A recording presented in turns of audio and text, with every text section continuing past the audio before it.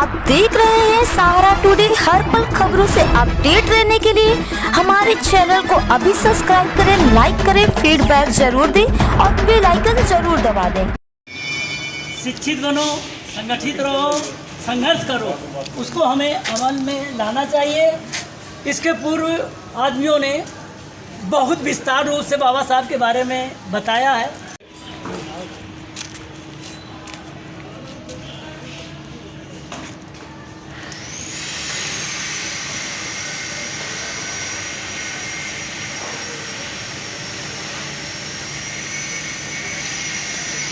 भीमराव अम्बेडकर अमर रहे, अमर रहे, एकता जिंदाबाद। बाबा साहब भीमराव अम्बेडकर, आज इनका यहाँ पर जो जन्म दिवस मनाया जा रहा है कितने शानदार तरीके से। और ये बाबा साहब वो हैं, वो किसी एक जाति या समाज के नहीं, पूरे देश के थे, इसलिए उनको देश का मसीहा कहा जाता है। और उन्होंने जो कुर्बानी दी है वो अपने में एक बहुत बड़ी चीज़ है। आज तक भारत के इतिहास में इतनी बड़ी कुर्बानी नहीं दी, और जो उन्होंने दिया है वो आज तक किसी ने दिया। पूरा संविधान दे दिया भारत का, इससे ज़्यादा और क्या हो सकता है। और यहाँ पर लोगों का ये आह्वान किया कि हर घर में एक बाबा दलित पैदा हो, एक बाबा साहब पैदा हो, ताकि कोई बाबा साहब अगर एक चले गए तो उनसे बड़ा कोई निकल के आए, क्योंकि ये चलता रहे, ये कारवां आगे बढ़ता रहे। इसी में हम दिखाना चाहेंगे। देखिए यहाँ माल्यार्पण और यहाँ पर जो है मास्क लगाए हुए हैं और कोरोना के नियम का भी पालन करते हुए यहाँ पर ये कार्यक्रम किया गया है और बहुत शानदार तरीके से कार्यक्रम किया गया है। अब इसमें जो है एससी बढ़ेल हैं और जो लोग हैं मोहम्मद उस्मान और जो भी हैं उनसे हम जो सीएल बढ़ेल साहब हैं उनसे हम खुद बात करेंगे और वो ये बताएंगे। वो अभी कह रहे थे कि बाबा साहब ने क्या दिया, बहुत कुर्बानी दी है, जहाँ पैसे रखे थे लेकिन उससे किताबें खरीद ली, क्योंकि समाज को बढ़ाया। यहाँ पर सभी लोगों का दायित्व बनता है कि इसी तरह समाज को आगे बढ़ाएं और हर घर में एक बाबा साहब पैदा हो, इस तरह का वचन ले। क्या नाम आपका, आज क्या कार्यक्रम हुआ है? मेरा नाम सीएल बढ़ेल के नाम से मुझे जानते हैं। मैं नगर सफाई मजदूर सभा का महामंत्री हूँ वर्तमान समय में। जिला निगरानी समिति में सदस्य भी हूँ, जिसके अध्यक्ष हमारे ज़िले के डीएम होते हैं। उस समिति का मैं सदस्य भी हूँ। भारतीय जनता पार्टी के कार्यकर्ता भी हूँ। ये बताइए आज क्या कार्यक्रम रखा आपने? आपसे ये तो पूछने वाला प्रश्न नहीं है, क्योंकि पूरे देश में, दुनिया में बाबा साहब डॉक्टर भीमराव अम्बेडकर जी का 130वां जन्म दिवस बड़े ही धूमधाम से घर घर एक एक बच्चा बच्चा करके मना रहा है। इसलिए ये कोई पूछने जैसा प्रश्न मुझे नहीं लगता, लेकिन अब आप पत्रकार हैं, पूछ रहे हैं, आपका राइट है। ये बताइए कि बाबा साहब की बात लोग करते हैं लेकिन उनके आदर्शों पर क्यों नहीं चलते हैं लोग? ऐसा है कि जब तक किसी चीज़ की किसी व्यक्ति को उसका बोध नहीं हो जाता है, उसके विषय में पूरी जानकारी नहीं मिल जाती, उसको एहसास नहीं हो जाता, तब तक वो उस रास्ते पर नहीं चल पाता। बाबा साहब को ये पता था कि समाज का कल्याण, देश का कल्याण कैसे होने वाला है, इसलिए उन्होंने शिक्षा का रास्ता चुना। और शिक्षा जब ग्रहण करने के बाद ही यही कारण है कि उनको संविधान रचने का मौका मिला। जो बीमार होते हुए भी 11 महीने, 2 वर्ष 11 महीने 18 दिन उन्होंने लगातार मेहनत करके, रातों दिन मेहनत करके उस संविधान को तैयार किया, क्योंकि वो जानते थे कि संविधान बनाने से जब ये बन जाएगा तो देश का बहुत बड़ा कल्याण होने वाला है। यहाँ जो असमानता है वो ख़त्म हो जाएगी, ख़त्म होगी। इसलिए उन्होंने अथक प्रयास करके संविधान। कैसी असमानता है, क्या है ये असमानता? क्या, सबसे पहली बात तो यहाँ पे हमारे देश में जाति असमानता बहुत ज़्यादा थी। जिस देश में इस एक देश के बालक को जो आबोध हो, उसको पानी पीने का ना अधिकार रहा हो कि वो पाइप से लेकर के, कुएं से लेकर के पानी पी ले, ये बहुत बड़ी असमानता थी। क्या बात है। दूसरी चीज़, आर्थिक असमानता आज भी है। एक व्यक्ति के पास अरबों रुपए है, एक व्यक्ति खाना नहीं जुटा पाता है। सामाजिक, मैं पहले ही कह चुका, सामाजिक असमानता है। विभिन्न प्रकार के कैटेगरी में हमारा समाज बटा हुआ है।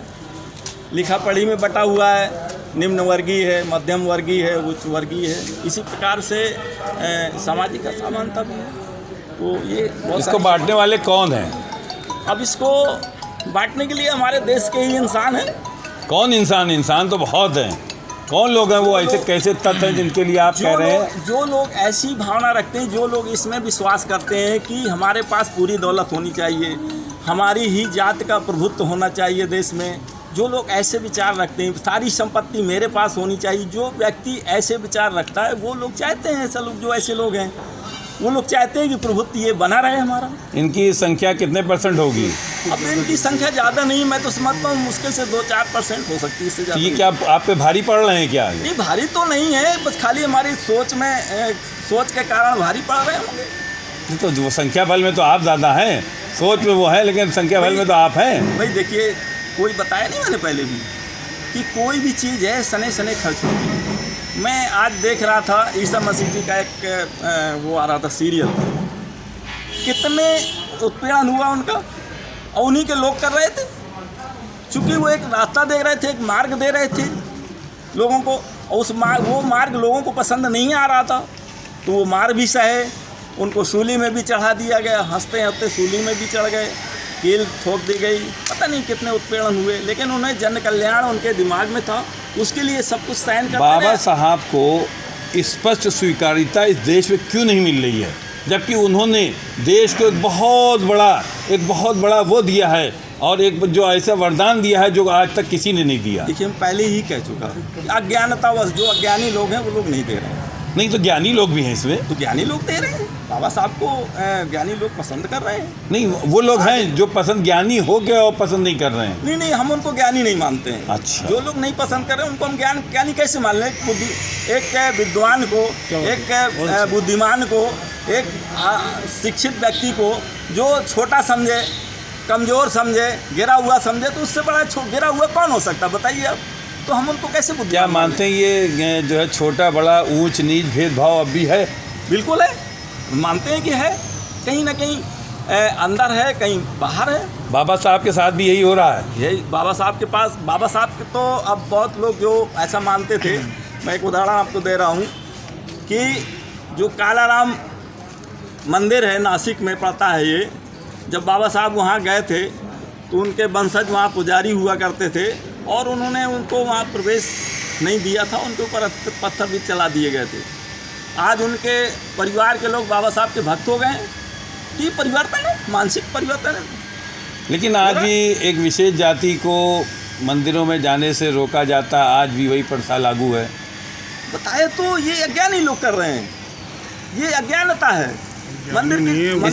इसमें कुछ राजनीतिक दलों का भी हाथ है इसमें। नहीं, राजनीतिक लोग तो मेरे ख्याल से वो सब जगह जाते आते हैं, उनको ऐसा कहीं कोई दल है जिसका हाथ ज़्यादा रहा है, कह दीजिए उसको। नहीं, मैं तो नहीं कह सकता ऐसा, मुझे तो मतलब आप छुपा रखेंगे क्या? नहीं, छुपा के नहीं रखता हूँ। अगर राजनीति करनी है तो मंदिर में भी जाना पड़ेगा, मस्जिद में भी जाना पड़ेगा, गिरजाघर में भी जाना पड़ेगा, सबका सम्मान, सबका साथ, सबका विकास के लिए काम करना पड़ेगा। सच्चाई में इतनी देरी लगा रहे हैं तभी सच्चाई में देरी लगा रहे हैं आप कहने में? ऐसा कहीं कुछ नहीं, देरी वेरी कुछ नहीं है।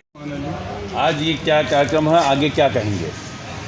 देखिए, आज जो है नगर निगम परिसर में CL बड़ेल जी द्वारा ये आयोजन किया गया है। बाबा भीमराव अम्बेडकर जी का जन्म उत्सव मनाया बाबा साहेब, ठीक है, बाबा साहेब भीमराव अम्बेडकर। आज हम लोग उसी परिप्रेक्ष्य में यहाँ पर एकत्र हैं और इस उत्सव को मना रहे हैं।